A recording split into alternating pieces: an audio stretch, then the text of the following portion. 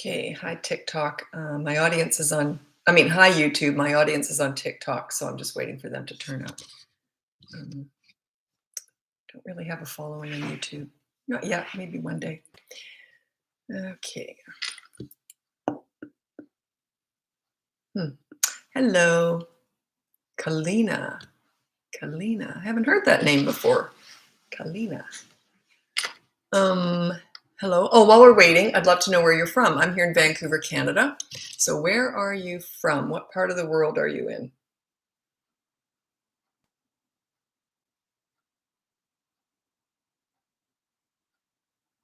Banana bread. That's cute.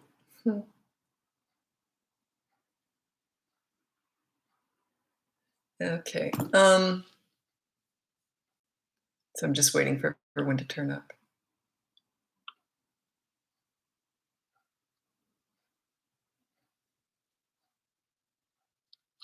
Someone said, please help. Parenting with someone doing the opposite of what I am learning here. What's your question? I don't know what you mean by that. Anyway, before we get going, I just like to ask people where they're from. I'm here in Vancouver, Canada. The only reason I stare looking like I have no brain cells is I'm just looking at your handles, your names. Momo baby, that's cute. I get a lot of regulars on here, which I love. And if you just have user, you can actually just go in there and put your name on there if you want, or your handle, whatever you want. Oh, I see. What you're saying is you're parenting. Okay, I see.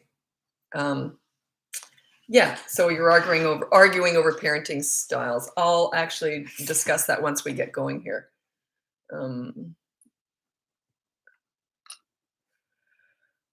Or parenting styles. I'll tell you what I suggest. How you handle that. Colorado, hi. SA, that's South, no. It's not South Australia, is it? Where else would that be? Massachusetts, Los Angeles, Virginia. What's SA? What's SA? What am I missing here? Is that South Australia?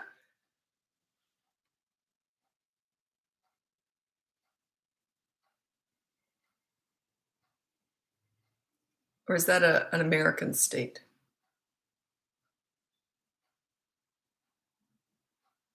Iowa. One day I had someone from Ohio, Iowa, and what's the other one? There's three of them that all are very similar. Idaho, Ohio, and there was a third one. I had such a hard time. Hi, Iowa, Ohio, and Idaho. That was was funny. Hola. Hello. What's SA? Where is that? What am I missing here? I'm missing something. I probably made a fool out of myself here. What's SA? It's this, you dope. I feel like I should know that. Bum, bum, bum, bum, bum. Okay, we've got enough people. I'll get going. I'm just looking. Okay. Okay, so let's get going. My name's Lisa. I'm a parenting coach. If you go on my website, it's bratbusters.com. You can hire me for coaching, buy one of my courses, or download my free behavior board. You're on that behavior board. That's what makes it different and unique. You have to be accountable. Your kids are watching you. They're not listening to you. Can't hear you. Can you hear me? Can anyone else hear me?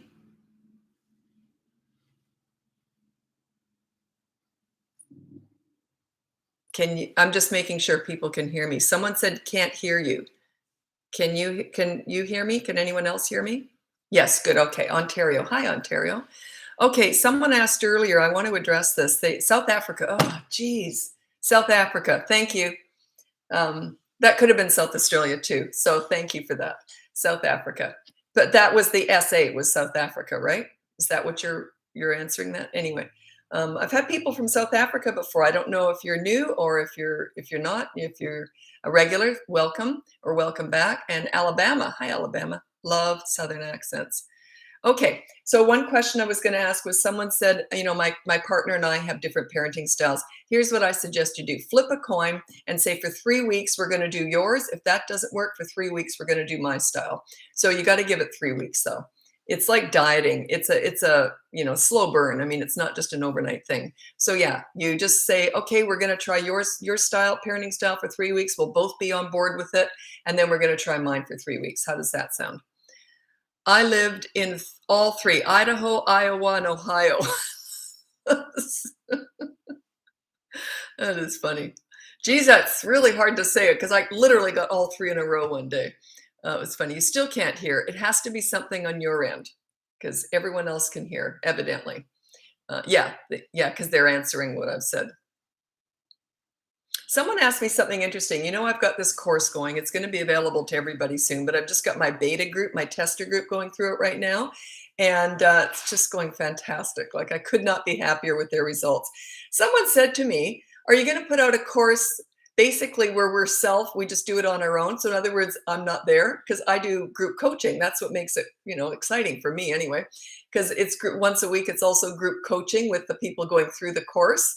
And they said, basically, can we get rid of you? And I'm like, I don't want to be left out. I love hearing how people are doing. That's what makes it exciting for me. If I just wrote up a course and sent it out and was making money off it, I mean, that's great too, but that's not what I want. I want to be involved. That's why I do these daily lives. This is my joy in my business. It's talking to you. It's not making money. That's just to pay the bills, right?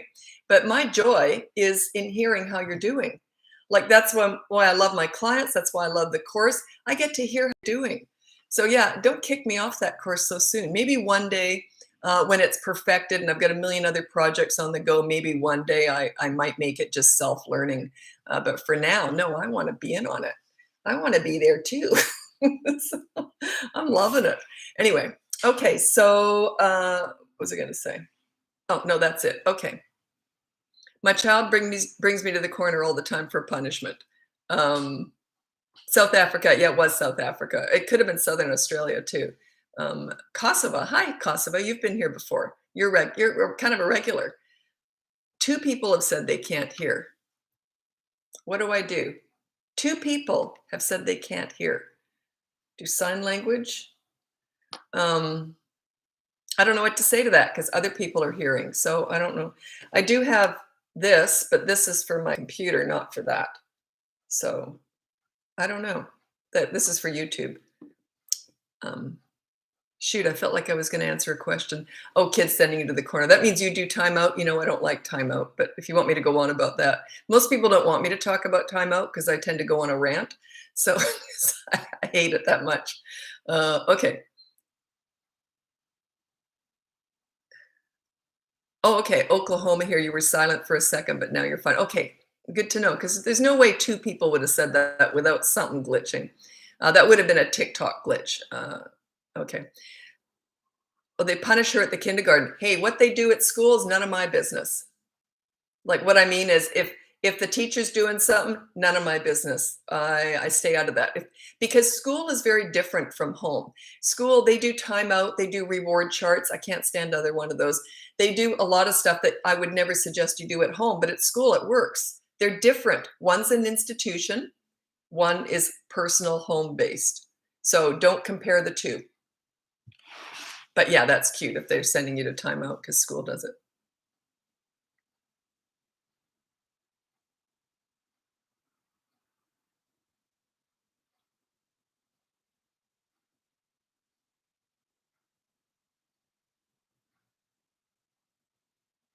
Yeah, the timeout must have glitched. That would have been a TikTok thing, I'm pretty sure, because if that many people had problems with it. What should we do instead of timeout? Everything else, everything I talk about. If they're under 3, you do consistent corrective actions because they learn through repetition. So you say no when you take a toy away or whatever every single time. It has to be consistent. If they're 3 and over, use my behavior board. It's free on my website. It's bratbusters.com. It's at the top of TikTok there. And bratbusters.com. And the behavior board is completely free. It's just a lesson. It teaches you how to do it. So then you put it up on a big poster board or a whiteboard or whatever, and then you just make it law. It explains it all. So kind of new here. Hi, Linz. It's probably not your name. I don't. Okay. Okay, how do I explain to my firstborn that having a soon-to-be sibling isn't a bad thing? You don't. You can't explain. This is the therapy session stuff. You can't explain what a new baby's going to do to a younger, especially a young child. My kids were 5 years apart. My 5-year-old was great. He understood it. He was just fine with it. But yeah, if they're like little, you can't explain that. How could you possibly? It's like trying to explain to someone what that first baby's going to do to their life. You can't explain it to an adult. How can you explain it to a little one? Yeah, good luck with getting them to understand it until that one's in their life. Often at the hospital, they're holding the newborn, this is toddler, right? They're holding the new baby. I wabu, and and you're going, oh my God, there's going to be such a big brother. You get home and they're throwing them across the room. Like once they understand that thing's going to stink, scream, and take their mommy and daddy away from them, then they often hate them for a while. It's just a stage they're going to adjust.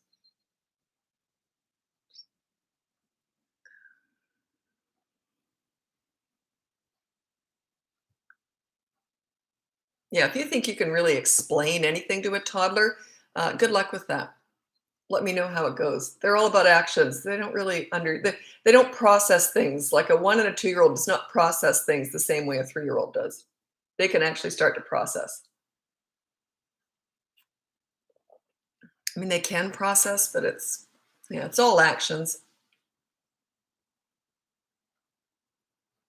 Okay, tips to keep a 2-year-old from running off when we get out of the car or walking somewhere. Put them on a leash. Absolutely. You do not no one ever argues with me on here. I keep expecting I'm not putting my kid on a leash. Not one person has said that. I've been on TikTok. I've been on here for over a year now, and not one person has said, "Oh, well, I would never put my child on a leash." You restrain them in the car to keep them alive. Wouldn't you restrain them on the street to keep them alive? Like it doesn't make any sense at all to not do that. So yeah, just put them on a leash, harness, restraint, whatever you want to call it. The second they're getting out of the car, you clip them in. Neither of my kids were climbers or runners. Those are two things that you just have to take action. Like you just can't. They're two very dangerous habits for little ones. You have to keep them alive, right? I often tell that story that mom looking all over the house for her, like a 1.5-year-old, could not find this kid and was starting to panic, but all the doors and windows were locked, so it was very confusing. Finally, back in the kitchen, she heard giggling, I think, and she looked up. He was on top of the fridge, had used all the drawers and the counter and the bread maker, I think, and was on top of the fridge. Imagine if that kid had fallen off the fridge. Anyway, what I suggest they do is you put bells on everything. And you can actually buy little alarms that when you separate the two, like if they pulled out drawers or something, and even though they had childproof locks on them, they can still come out enough to get a toe in. So yeah, put an alarm on everything. Um, Okay, 5-year-old's having trouble controlling his anger. He's starting to hit and run and is getting worse. Generally, children who have emotions that are kind of a little bit up and down, they don't have a leader. A leader parent tends to regulate, like they're watching you, they feel calm, they feel safe, they feel taken care of with a leader. So once you do that, they don't tend to have outbursts. They tend to be more like just, I don't know, they just tend to have a little bit more together, like so yeah, work on your leadership skills. That's just a tell to me. It says, it's just telling me what kind of parent you are. You work on that. It's never the kids, it's you. It's always you. Always, always, always. Whenever I send out my questionnaire to new clients and I say, what do you want from me? That's what I put down there. It's the very last question. What do you want from me? And they say, huge. Some of them are just huge, but some parents will actually put, show me how to be a leader. And that's all I do anyway. So the kids' behavior, parents want to focus on, but it's just a tell on what kind of parent you are. So we don't fix kids, we teach parents. Okay. That's it's just the way it is. Oh, I was trying to scroll using my laptop mouse. Couldn't figure out why it wasn't working. Okay. But is our influence bigger than theirs? I don't quite know what you mean. And I know that's one of those questions I'm going to answer wrong because I'm just not getting it. So maybe you could clarify that. Sometimes I'll interpret what you mean, and if I'm not sure, I'll interpret it and try, and then people will all say, "That's not what you meant. That's not what you meant." So maybe you could maybe make it easier for me to understand. Need to get a leash. Yeah, backpack leash, that's a good one. Yeah, just clip them in. They have to earn their freedom. Take them somewhere safe like a park and say, "Don't run off now." Unclip them. If they run off, put them back on. So they'll learn. They learn. But it takes ages, right? Oh, she's 8 years old and is so against wanting it. Okay, that's a little bit different. She's 8 years old. Okay. Um, so this is the one where how do you help her adjust? 8 months old. Get her a doll, like a little one of those real more life-size babies, and you just sort of work it through with her. And also show her videos, and like show her how much fun it can be helping with the baby. Also, you need her to be a big sister because that little one's going to be relying on her. Also, show her videos. There's some wonderful videos out there about big sister. Show her big sister videos with a baby. Show her how much fun it can be. Maybe take her to, do you have any babies in the family? Just sort of show her. She just doesn't get it. But this is someone that's going to look up to her. So make it sound like this baby's going to adore you. They're going to look up to you. Everything you do and say, they're just going to think is wonderful. So wouldn't it be nice to have like a little person adoring you? So go on like that. She'll probably get over it pretty quick.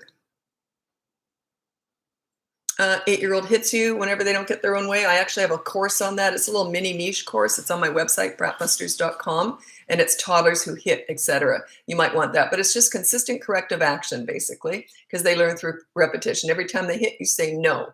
When they go to hit, you prevent it and say no, put their hand down or whatever. They'll eventually learn. They're 18 months old. They go through stage after stage after stage. They're just crazy. They don't make any sense at that age.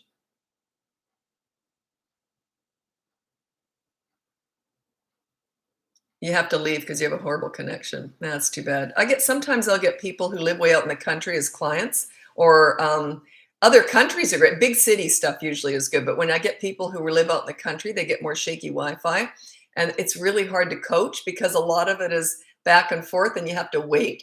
So, but yeah, lots of people have, out in the country. It's the price you pay for being out in the country sometimes. He pushed a chair, climbed onto the counter, and then the microwave at the top of the fridge. Ugh. Yeah, climbers are scary. Runners and climbers are scary. They're dangerous, right?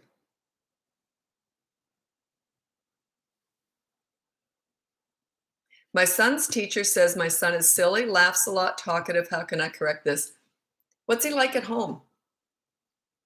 Like, that's what I need to know. Everything starts and ends at home. What's he like at home? Um, Like, it's okay to be silly and laugh a lot and talk, but is he very respectful? I'm not saying that that behavior is inappropriate at home, but is he very respectful at home? Because that's about lack of respect.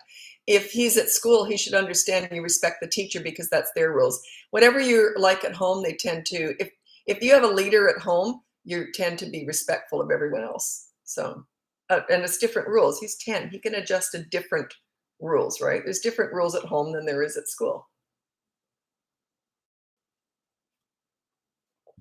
Does it get better if the parent gets better? The thing is, it takes time. Like this stuff, I'd say it takes about 3 weeks. Usually the kids will get worse before they get better because they're trying to get control, they're trying to maintain it, and they usually get worse. So expect that. The first week or two, I never know which is which. Sometimes you get the honeymoon week first because they get to punish you too, because you're on that behavior board, right? So often you get the honeymoon week first and then the hell week. And then by week 3, things start to sort of get a bit easier by week 3. That's when you start to feel, oh, I'm getting this. But it can be the hell week first and the honeymoon week, or you might get hell, hell. There's usually not just honeymoon week, though. It's usually you're going to get some tough times. That's why you got it. It's like dieting. It's really hard at first, but then it gets easier.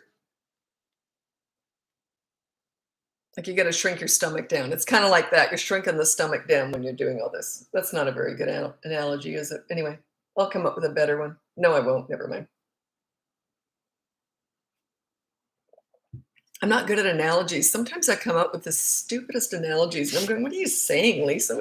Shut up. What are you saying? I did a really dumb one a while back. It didn't even make any sense.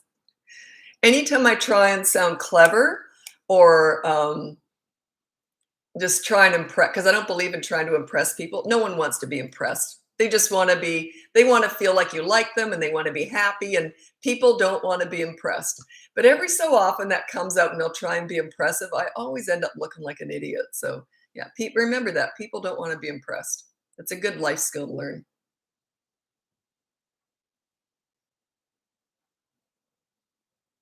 We just want to have fun. Same with your kids. They don't want to be impressed. They don't want to think that you know everything. They just want to have fun. What do you think about a 3-year-old who doesn't listen to you and always says no? It's just a tell. You're not a leader. They don't respect you. That's all that means. Their behavior is a direct result of your parenting. So work on your leadership skills. They're just reflecting off of your parenting and your lack of leadership. That's all that is. 100%. That's all that is. Unless there's some special needs going on there or something. But yeah, that's good news. You're never fixing kids. You're teaching yourself. You're not fixing children here. They are just reflecting your parenting. That's all this is. Years ago, I used to hear this a lot. Oh, you're so lucky. You got the easiest kids in the world. And anyone who knew me knew I put the work in. That you gotta earn that. You gotta earn that respect. You gotta work for it.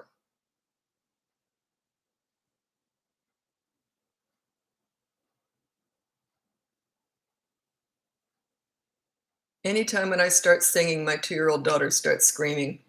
No comment. All I want to do is say something funny here.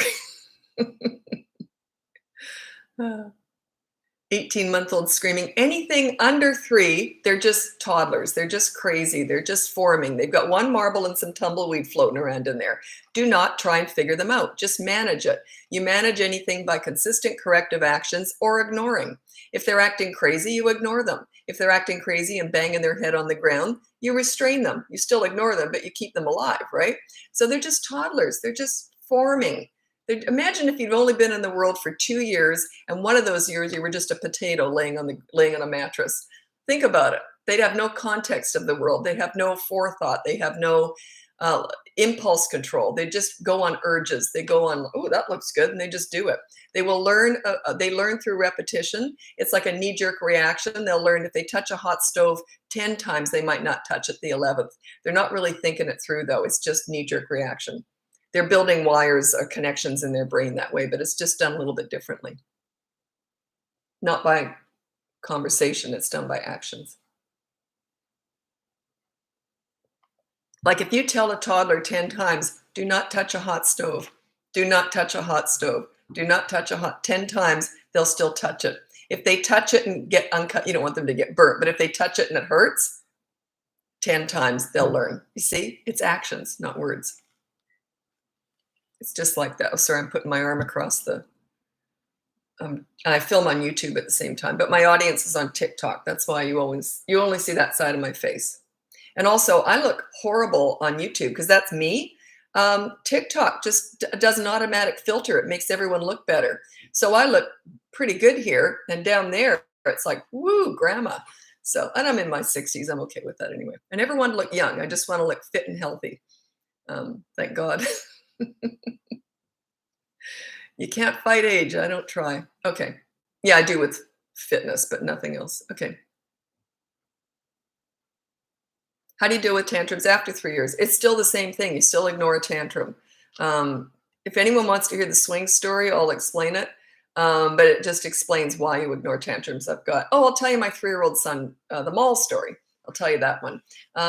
He was 3, and it was I think his second to last tantrum. He was 3 years old. And he already knew me. Like I was never going to give that any attention. Attention is tantrum food. Anyway, so we're in the mall, just the two of us walking through. It was a crowded, busy mall, very loud. So we're walking through the mall. He just decides to have a tantrum for no reason I could come up with, and I don't figure it out. I don't try and figure it out. You just let it go. So he started having a tantrum, and I pulled him off to the side up against a shop window, and I pulled out my nail file, and I just stood there like this, filing my nails. I'm right there. He knows I know what he's doing. I'm right there filing my nail. I'm just waiting. I'm exhibiting calm behavior. I'm showing him how to act, basically. So I'm just standing there, would never say anything to him. So this was the funny part, though. All these young moms kept walking by, and they'd say, oh, you should give him a hug. Talk about his feelings. I'm like, God, give me a break. Anyway, keep going, keep going. So, but all these grandmothers and older, more experienced moms kept coming up to me. Good on you. You know what you're doing. And I'm like, yeah, I do. So anyway, just ignore it. He just eventually gets up because he realizes it's never going to work with this mother, right? So he eventually gets up. Then I say to him, okay, y'all done? Let's go. I do not discuss it either. I give it no attention whatsoever. It eventually just peters out. Like they just stop doing it because they only do what works past the age of about 3 to 3.5. They only do what works. If tantrums never work, they learn. The sooner you get this going, the better, because they will eventually learn, hey, tantrums never work. So that was the whole lesson in that. This is never going to work. And attention is working. You look amazing. Thanks. You know, I'm 62. I had my day. And someone said something about that the other day. They said, oh, it's so important. You know, like they're talking about looks and that. You know, I had my day. I'm not asking for more. I had my day. I'm fine with how I love being older. I didn't like turning 50. I went to New York to celebrate. Took my daughter to New York. She was 15, I think, at the time. Anyway, we just had a blast in New York, and that was my 50th. I hated turning 50. I felt old. It was awful. I was doing menopause. I put on a lot of weight in menopause. And anyway, turning 60, love it. Don't know why. Anyway, that's enough. You're all young. You're like 60. That is old. It is. I completely get it, but I don't feel old. Okay. How do you deal with gentle parents who judge, thinking you're ruining your children?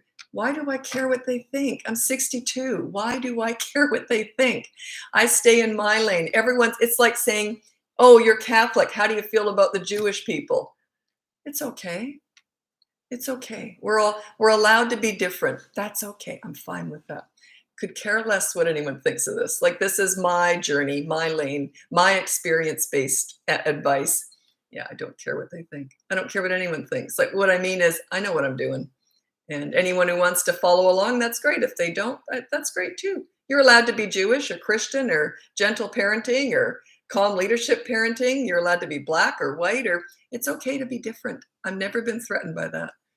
That's why I was never bullied. Stuff like that never bothered me. Okay. That's a good lesson to learn, because it's okay to be different. Don't be so insecure about who you are. That's what that says to me, is insecurity. People who lash out at other people who are different are insecure. How could you be secure and lash out? It doesn't make any sense at all. So yeah, it's okay to be different. As a matter of fact, wouldn't it be a boring world if we were all the same? I would hate that.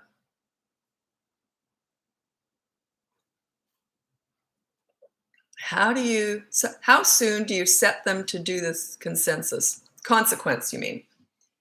Um, I'm going to assume what you mean is, when they've broken the rule, how soon after do they have to do the consequence? If they're on the behavior board, it can be you'll do it after dinner. It's whenever it's available, whenever it's convenient. So, but that's why it starts at 3, because they can understand, okay, you broke the rule, so tonight after dinner, you're going to clean up the table or whatever it is. So yeah, you can delay it when you're able to do it. Like, if their consequence is vacuuming the carpet and you're out in a restaurant when they break the rule, you're not going to have them vacuum the restaurant. You see what I mean? Oh, 1-year-old. Okay. 1-year-old, you're still ignoring the tantrum, but you pick them up. If they're 1 and they're having a tantrum, you can let them have the tantrum on their own, but not if they're inclined to fall back or hurt themselves in any way. But be around. You always want to be there, by the way. You never abandon a tantrum. You're right there. You want that. You're modeling this calm behavior. They feel safe with you because they know you're right there, and they're watching you. Like, why is this not getting any attention? Maybe I should stop doing it. That's how it goes. They just go, huh? They start to process this. That, wait a minute, this doesn't get me any attention at all. Maybe I should find another way. 3-year-old who's speech delayed. What do you mean? How do you do that with a 3-year-old who's speech delayed? What do you mean by that? They still understand. You said speech delayed, not cognitive delayed. They still understand all that.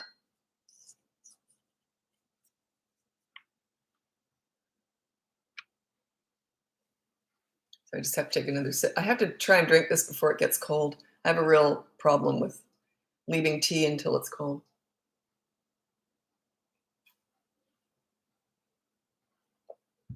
Okay, this is a good one. What should I teach my toddler to do when they get hit by other kids? She just cries. Tell an adult. That's an adult's job. I never think kids should be defending themselves against physical violence, ever. You tell an adult. That is the adult's job to stop the one hitting. It just is. I only had one friend who had a kid that hit all the time. Our little boys were about 2 years old. She was a neighbor. He was just nasty. He just had it in him. He just hit like horrible, and he'd laugh. He just was mean. Some kids are just born with a mean streak. Anyway, the mom didn't know what to do. And so I just ended up stop seeing her. It was just impossible. She kept saying to him, say you're sorry. And he'd go, sorry. And then he'd do it again, do it again, do it again. My poor kid was black and blue. So anyway, well, not quite. I didn't let it get to that, but I just stopped seeing her. Anyway, he turned out to be a high school, kicked out of lots of high schools. He was nasty because she never corrected it. Behavior board. I worry it's too complicated for him or he forgets what the punishment is. Well, then always it's up there and you refer to it all the time. Remember the behavior board? Remember, and talk about yourself. Remember, if I break that rule, you get to punish me. And if you break that rule, you're going to get punished. So you see, you're all on there. So keep talking about it. 3 and over, they can understand it. Some parents have put their younger children on there, and because they might have like a 2 and 9-month-old and then a 5 and a 7-year-old, and they'll put the younger one on. I don't recommend it, but they say it still works, but you have to keep reminding them it's there. So it's just more reminders. How do you help a 3-year-old with social anxiety? They generally outgrow that, but they may always have anxiety issues. Some of us are just built like that. So, but yeah, just expose them to as much as possible. And don't fuss when they have anxiety. My daughter, the only time she ever did that, she's a compulsive joiner. She's 28 now. She still always has to be busy. She just loves having things to do. So, and she was always like that from the time she was little. But she was 3 and I put her into ballet lessons. She just wanted mommy. She just kept looking over at me, and this was me looking around. I just pretended I didn't even notice. She eventually learned, but yeah, she just very uncomfortable, and she wasn't a crier. She was the easiest kid, but her chin was quivering and everything. So every so often I'd look over at her like this, like, you're fine. I kind of had to be tough with her to teach her that. So yeah, don't feed it is what I'm saying. But she got over it. Then she joined, oh my God. Then she ended up dancing competitively, traveling all over. It was a nightmare. She, at her very worst or best, I guess, she was 8 and she was dancing in her level and the level above. And she had 11 costume changes per concert that whole season. 11. Different hair, different lipstick. They don't usually change all the makeup, just different lipstick, different hair, and different costumes. 11. Don't think about her. Think about what I went through. A lot of backstage frantic stuff. Anyway, it was funny. Because when they're in all the numbers in their age group, they get time to change. When they're in the next age group, they have to change backstage before the next age goes on. I'm very proud that I got through it. But anyway, yeah. So yeah, she had social anxiety when she was 3, but she got over it. Too much so, I think. That would have been nicer if she was more middle ground. The behavior board starts at 3, yes. How to put yourself on the behavior board? Well, that's the most important. That's why it's unique. If anyone else is doing that, teaching that, that came from me. 17 years ago, I invented that. I put the parents on there. It's just an accountability chart. That's all it is. Parents should be accountable. You yell, you have to play with them for 30 minutes, doing whatever they want. One mom had to play leapfrog for 30 minutes. So the kids love that. Then if you're on board with that, then they're more likely to be on board. You're showing them that you're accountable, so they are too. So how to put yourself, yeah, no yelling. And then your consequence is leapfrog for 30 minutes. Or if it's a teenager, you have to take them to Starbucks, or, you have to be accountable. Absolutely, 100%. I never used a behavior board. That's just a tool I invented to help my clients when I was teaching this, like when I first started 17 years ago. And I thought, they're just not getting this accountability. I couldn't, because I never used a behavior board. And I thought, how am I going to teach that to them? And I thought, perfect, a behavior board with the parents on it. Perfect. And the kids love that. It just changed everything. Everything. As soon as I put the parents on there, it changed everything.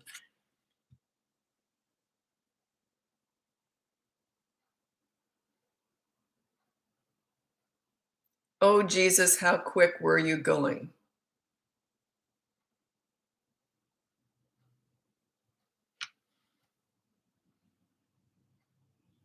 How quick? You mean with the dance backstage? Oh, just thinking about that makes me shudder. Just Oh my god. It was fun, but talk about teamwork too, like the other mums and I, the regulars, you just know all those kids. My specialty was hair. I was really good at hair. So often another mom might change my kid and I'd change her and I'd do her kid's hair. I'd do both their hair. So, and you didn't even have to talk after a while. You just knew. Our mouths were full of bobby pins. Talk about unhygienic and everything. It was unbelievable. We didn't even talk after a while. It was just, you're just standing there waiting up backstage. And then as soon as they come off, it's like, here's one done, do that one, do that one. The kids are old. That was great, actually. It was lots of fun. Um, my son is a mean kid. How do I change that? Perfect. Okay, I love the fact that you're owning that. Good for you. Okay, because most parents don't want to just say it. I got a mean kid. Nothing wrong with that. We're all built differently, right?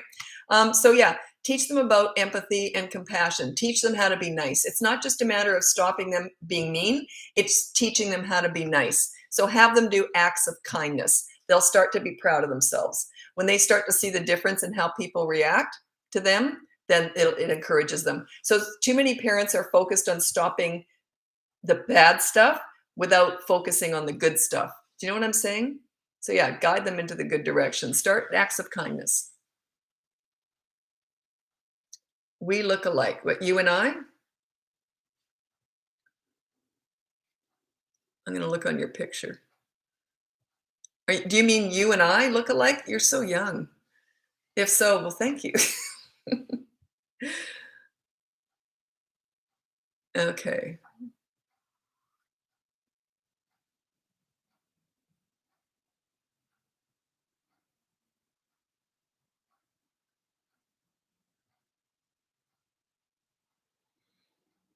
The reason I do skip questions, it's because of the age group. I try and mix up the ages and mix up the questions.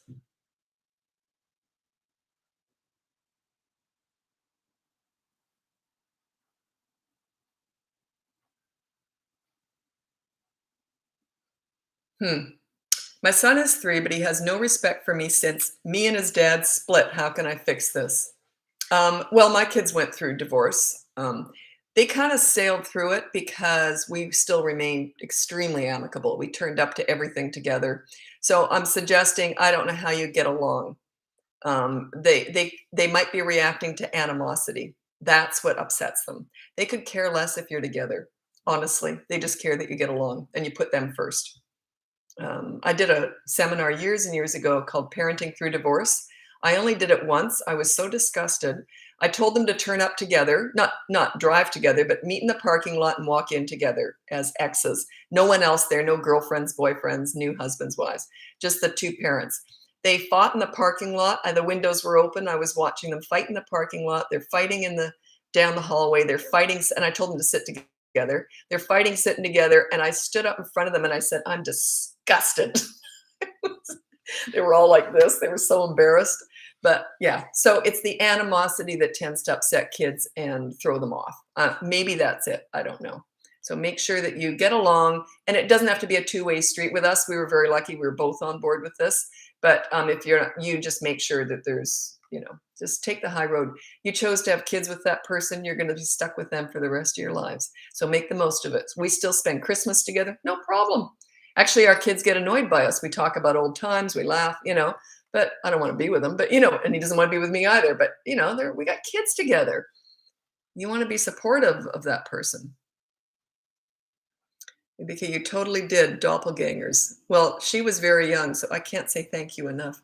Um, I'll tell you a funny story that has nothing to do with parenting, but I just want to tell this story. Years ago, I used to club, and it was probably back in the 70s. I was probably 19, whatever. And I used to go clubbing a lot. And for a while there, people kept coming up to me and calling me a different name. And I said, "No, I'm not." And they said, "Oh my God, have you got a twin?" And I said, "No." And turns out it was a doppelganger. I only saw her once, and I was driving down the freeway, and she was taking an exit ramp. And we just looked at each other, went like that, and she was gone. That was it. The only time I ever saw her. Identical. And I'm adopted too. So that could have been a sister or something, like it was creepy. But plus, I had some really unusual traits. I have really light green eyes and huge hair, huge curly hair. And she had both of those too. So it wasn't just the face, it was the hair and the green eyes.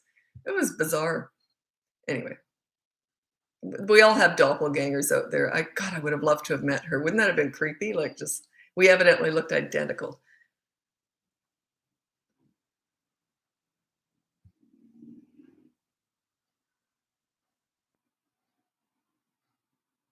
Okay, I get asked this a lot, and I don't have a good answer for you, but I will I don't think anyone likes my answer to this. That's why I don't like answering it, but I will.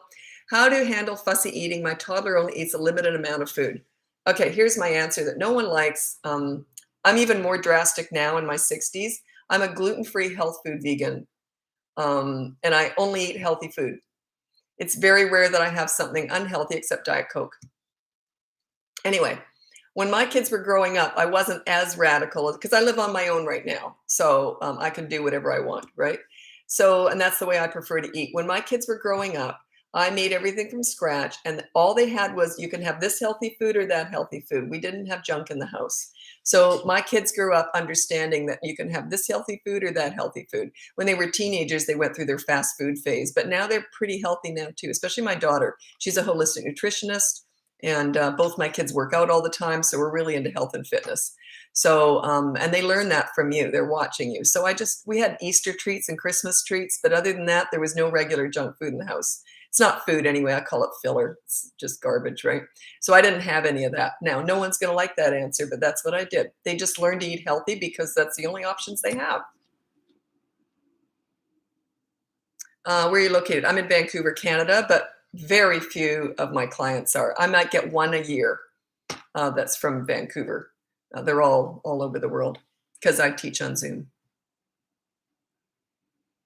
I used to be more local because I used to do a lot of TV, like live TV on the news in the morning show. I used to be like the parenting expert. And then one night I was doing the 6 o'clock news. I was the top story only because a kid had done something to himself, and how to prevent it is what it was, just top news. So they brought me in and they introduced me as the crisis queen. And I thought, I'm not going to do any more media work. I didn't want to be the crisis queen. I want to be the prevention queen. I do specialize in teenage stuff, but I want to be the prevention queen. I don't want to be the queen anyway. I hate stuff like that.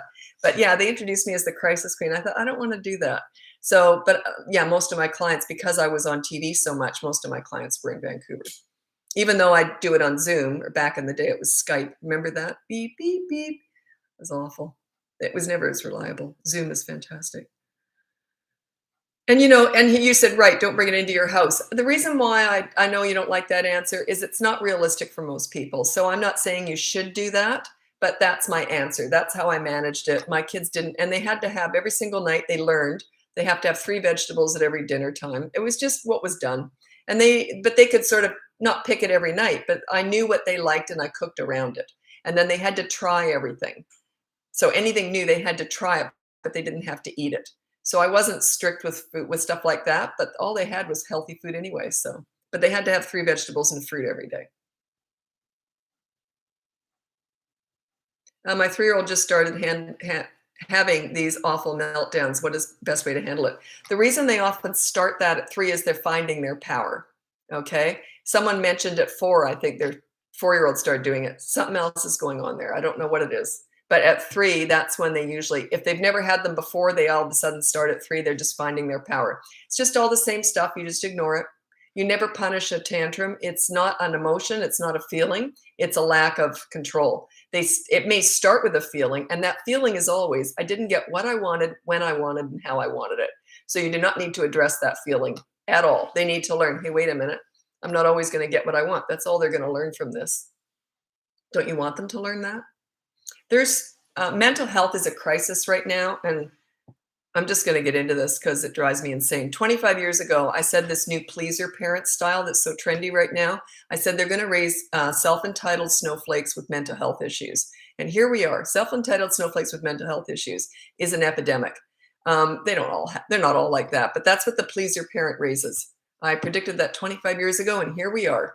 If you're going to, there's the pleaser on one end, and then who's validating all the feelings and rolling out the red carpet, trying to make life easy for them, right?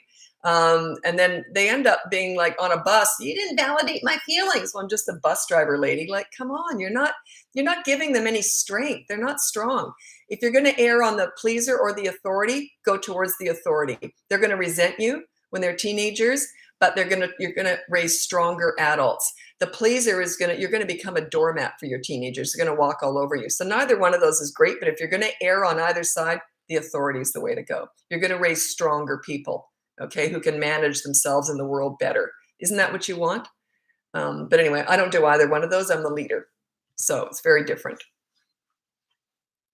The authority knows everything my way or the highway. The pleaser is validating every single little thing, trying to make everything easy for them. But yeah, I'm just a leader. I'm here like, hey, you break a rule, there's a consequence. The rest of the time, we're just buddies. We're just friends. Like my mom was the best. If I ever did anything she didn't like, I never disciplined either. We just didn't do it. But I respected my mom. My dad was the one I could walk all over. He was the pleaser parent. My mom wasn't the authority. She was the leader.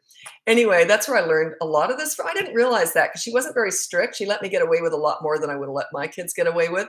But still, this was my mom. If I was doing something, usually pushing my dad around, if I was taking advantage of my dad's kindness, right, because he was the pleaser, then my mom didn't like it. I wouldn't get eye contact with my mom because I knew. But anyway, every so often I'd look at her and this was her. So, oops, just corrected me instantly because I respected her. Like I would be embarrassed to see that look. Or else as I got older, she'd say something like this. Are you kidding me with this? Oh, never mind. So yeah, that's that leader. Best friends. I told my mom everything right through my whole life. And she was my best friend. I just adored my mother. And yeah, I could tell her anything. That's the leader. She never set herself up as an expert. If I went to her with a problem, she'd say, well, I don't know. Let's figure it out. That's what I did with my kids. You're not the expert. Don't say you're a leader. You're not the expert. You don't know everything. And that's the authority tends to do that. It's kids figure you out and then, yeah. Started our board today. Excellent. Excellent. Congratulations. Yeah, you present it one day and start at the next. 4.5-year-old twin boys. Good luck with that. I wish you all the best. A lot of people get good results on that all by themselves. People who struggle after 3 weeks, if nothing's happening, no results, then you might want to hire me. You're just doing something wrong. But tons of people are getting great results for free on that behavior board on my website, bratbusters.com. And yeah, give it a go. If you've got kids 3 and over, the behavior board it's just a great tool. How do you validate feelings with a daughter that has a sensitive and emotional personality? Okay. You want to toughen her up, okay? You don't want to be tippy-toeing around her. She's not going to be able to cope in life. She's going to be very susceptible to peer pressure, bullying, and so you want to toughen her up. I don't know how old she is, but yeah, you want to make sure that when she breaks the rule, there's a consequence. She understands accountability, and usually when you're a calm leader, children feel safe. When you're an authority, children feel safe. When you're the pleaser parent, they don't feel as safe. Does that make sense? I hear about this all the time. This emotional fragility, mental health issues. The pleaser parent is what's doing that. Or not the only reason, but those types of kids are more than likely being raised by the pleaser parent, that trend that's so big right now. So yeah, I'm trying to pull everyone away from that because you don't want to raise these fragile individuals. But yeah, when you're a leader or the authority, I don't do the authority, I do the leadership stuff. When you're the leader, they tend to be less sensitive, less emotional. They just are because they feel safe. They have confidence. They have a lot of confidence.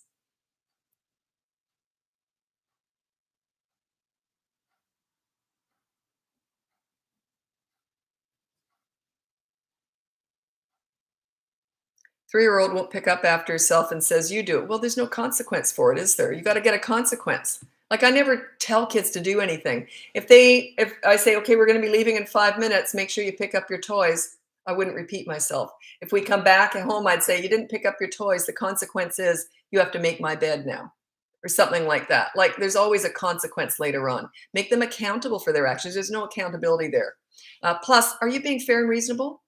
Like I was a minimalist and I did a toy rotation system. So they only had like 5 toys out. So when I said clean up your toys, when I said their chores were when they were 3, they have to make their bed, hang up, put away all their laundry, and they have to put away their toys at the end of the day or whatever it was.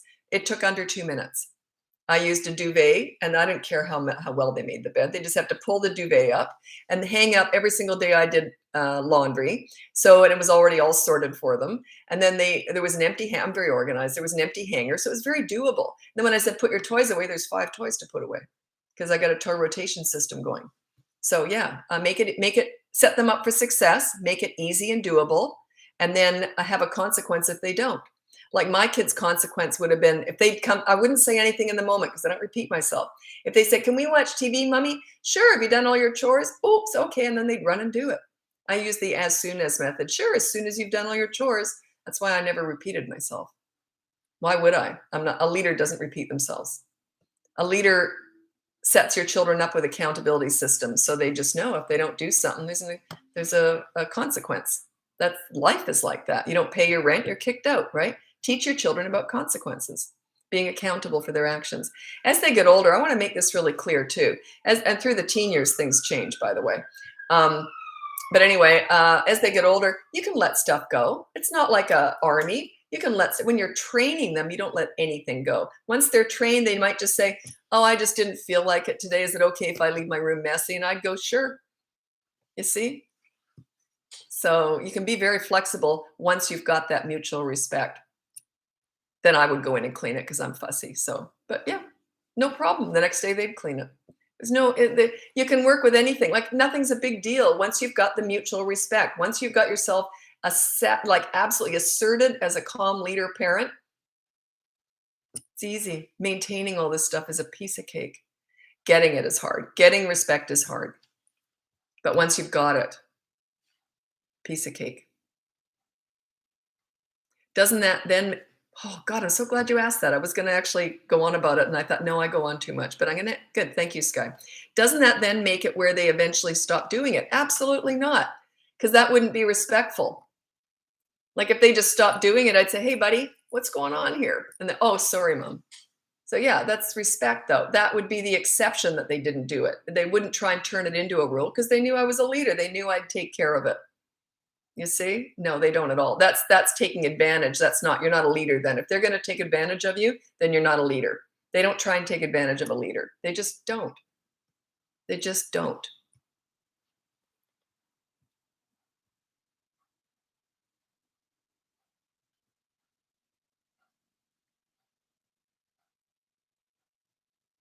Well, you said, how do I get them to respect me? Well, that's the behavior board starts at 3.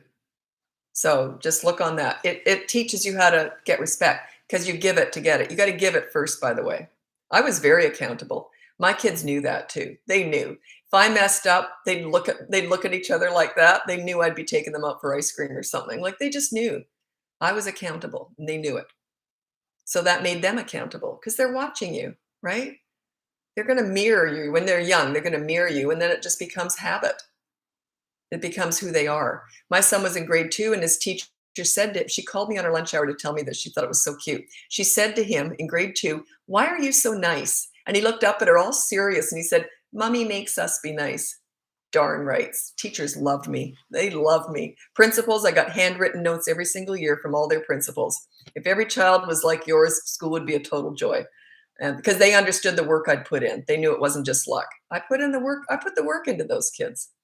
You know, I wanted them to be super confident, resilient, high self-esteem, and I wanted to be best friends with them. So it was great. It was just great. I miss it. I miss parenting because they're like 33 and 28 now. I miss it. It was the most fun I ever had was parenting them. And they know it too. Boy, did they ever know it. Okay. There we go. How do you break attachments to toys? Trying to get rid of them is impossible because they suddenly want to play with it. Yeah, of course. Here's what you do. Hide them all away, and then you wait till they ask for them. Put them all away. The way you can ease into that is you can buy them something new and say, I've got something new for you. It's all wrapped up here, and you don't show it to them yet. You say, I got a brand new toy for you. But first of all, we're going to do a bit of a cleanup. We're going to put all your toys away except 5. So keep your 5 favorite toys, and we're going to put all the rest away. Then you can get this. So that's how you start it. And then they're only allowed to do the toy rotation once a week. Maximum one. They have to go a whole week before they can do another toy rotation. But that's how you get it started.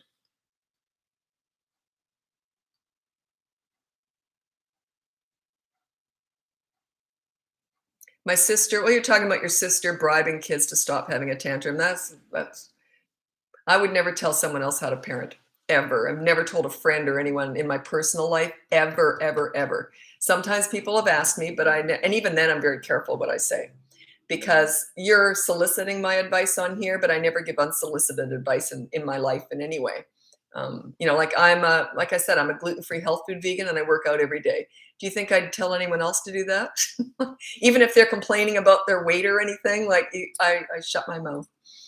Um, if they ask for my advice, they don't need to hear it. They already know how I live. Kids nowadays are just so smart. They always were. They just have access to more information now. That's all. But they're more knowledgeable in a lot of things. But they're still more naive than you would think. You wouldn't believe how little teenagers know about certain things. I'm always amazed. You know how they learn? They learn online about that.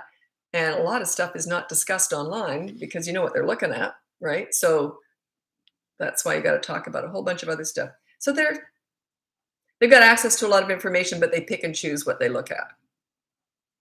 That's why it's important that they learn all this stuff from you talking to them.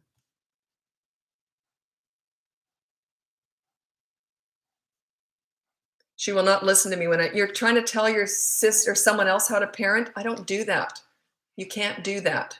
If they want to learn different, they can hire me or watch me, but you cannot tell someone else how to parent. I would not do that. You're just going to alienate them, make them defensive, and you come across like a bossy boots. Like you just can't. You don't tell other people how to raise their kids. You can imagine the stuff I've seen over the years with friends. Never said a word.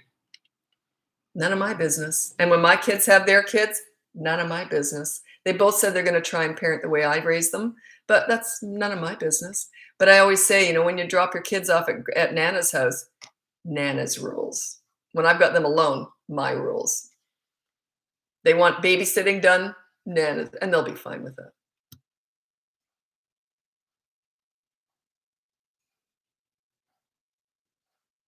How to help daughter 2.5 with jealousy with 10-month-old. I have nothing to tell you. Just keep the baby safe.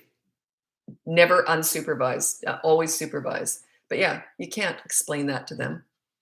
They'll just learn. They'll eventually learn.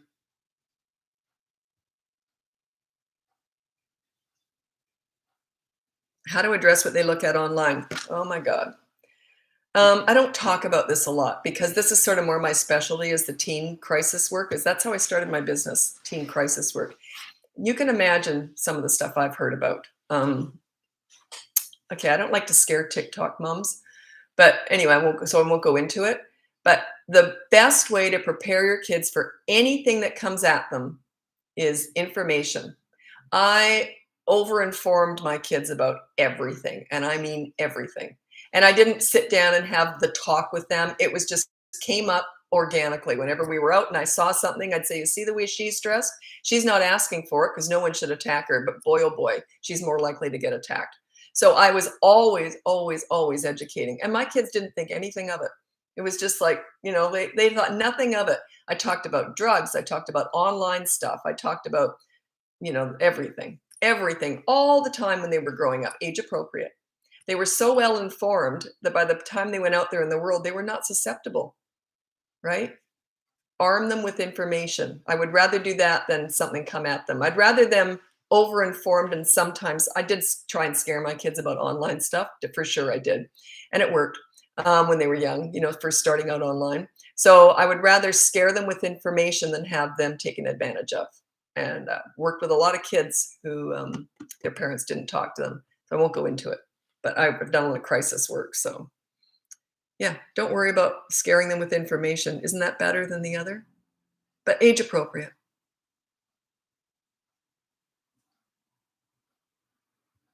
Yeah, by the time, and my kids told me everything. And by the time they saw stuff online, they already had enough information to judge it accordingly. Because there was nothing they'd go, oh my God, I already told them everything. So Someone said, this is kind of, I don't talk about my personal life that much, but someone said once, well, shouldn't the father talk to the boy about all can't fathom my ex-husband talking to my son or my daughter about any of that. So there's usually one parent who can and one parent who doesn't. Doesn't matter which one it is. Sometimes it's the dad who does it. But yeah, he would have been very uncomfortable discussing all that. And that's fine. I would rather have done it anyway. So it just struck me as funny. I couldn't imagine that. How do you know it's age appropriate? You just have to figure that out for yourself. And when my kids did ask something that I felt was not age appropriate, I'd say, I'll tell you what, we'll discuss that when you're older. Also, all this information, especially with, you know what I'm talking about, that's a one-way street. I'm not discussing my life that way. Do you know what I mean? Say, you know what, I told my mom everything, but she didn't tell me everything about her, you know what, life. So it's a one-way, that particular thing is a one-way street. And when they're older, you can tell them whatever you want, but when they're growing up, it's a one-way street. Oh, well, how about if they want some, everyone already knows what I'm going to say to this. How about my regulars? How about if they want something and you already said no and they keep yelling and they want it? So, so my mother, if I was like 3 or whatever, if I'd acted like that, I wouldn't have done that with I wouldn't have done that. But if she'd done that, if I'd done that with her, she would have gone, are you kidding me with this? And then just gone about her business. I would have been embarrassed. So yeah, I wouldn't give that any attention at all. Say, whatever. You know what that says to me? Well, I know for a fact. It means it's worked. Kids only do that if it's worked in the past the age of 3. They only do that if you've been feeding that and giving into it in the past. That is a learned behavior. A learned behavior. So you've taught them that. So you can unteach them, right? Yeah, if a kid, because I've looked after hundreds of kids, and if they've acted out because they weren't getting their own way, I would just go, whatever. They just kind of go, oh, they're all confused, and then they just learn. There's no point acting like this with Lisa. She's not going to give into any of this garbage. They just learn.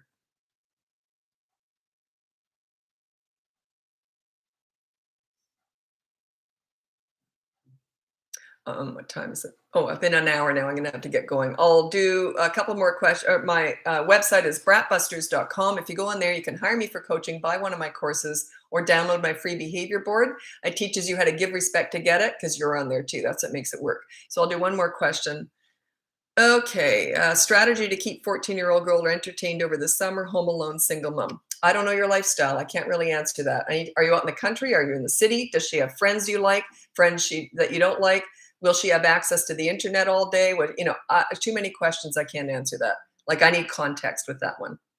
But I'll do one more question. Oh, siblings tattling all the time. You got to understand what's going on, first of all. If not, they're awfully young still, but I would just say the next time tattling happens, I'll tell you what, we'll do media blackout. If you think it is a two-way street and they're both tattling. If it's just one, then it's a little bit different. But if you think they're both tattling, he did this, so I'll tell you what, the next time there's any tattling, I don't care who's to blame. I'm not even going to get involved. 24-hour media blackout. How does that sound? Or for the rest of the day, no media. How does that sound? So something like that. That's what I would do. So just to take care of it. There's a million different ways of dealing with that depending on what's going on, but that's a general TikTok answer. Anyway, oh, do you set us up for the teen years if I hired for 3-year-old? Yes and no. That's not a one session thing, by the way. If you want me to prepare you for the teen years, first thing I have to do, that's almost like 5 sessions. If you want the teen information, be prepared to take a lot of notes. Because there's a whole bunch, teenagers completely change everything. You do not enter the teen years like you do with a 5-year-old or a 10-year-old. Those teen years are completely different. So yeah, that's a whole other thing. Might just be 3 sessions. So maybe just start with 3 and we can always upgrade. But I would want to set you up with your 3-year-old first and then explain how to adjust it and change it throughout the years. That's a whole other thing. So anyway, okay, I have to go. Thanks so much for watching. I'll be back again tomorrow. Bye now.